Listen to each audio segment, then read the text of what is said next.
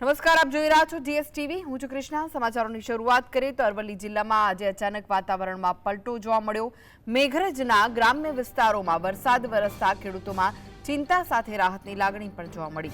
મોડાસાના નંદીસણ પંથકમાં પણ છૂટાછવાયા ઝાપટા પડ્યા છે। શામળાજીના સુનોખ અને વાશેરા કંપા વિસ્તારમાં કમોસમી વરસાદ નોંધાયો। માલપુર તાલુકામાં પણ વાતાવરણ બદલાતા ઠંડક પ્રસરી ગઈ। વહેલી સવારે જ પવન સાથે ઘેરા વાદળો છવાયા હતા।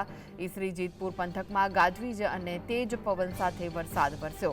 માવઠાના કારણે તાપમાનમાં ઘટાડો થયો। સમગ્ર વિસ્તારમાં ઠંડકનો માહોલ જોવા મળ્યો। તો આ વિશે વધુ માહિતી માટે જોડાઈ ગયા છે સંવાદદાતા રાકેશ। રાકેશ, વરસાદ વરસ્યો છે, શું વિગતો મળી રહી છે?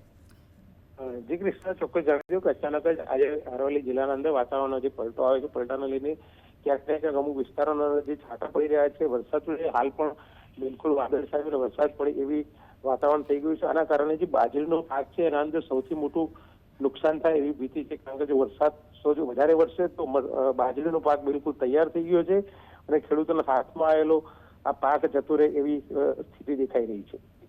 જી, આભાર માહિતી આપવા માટે।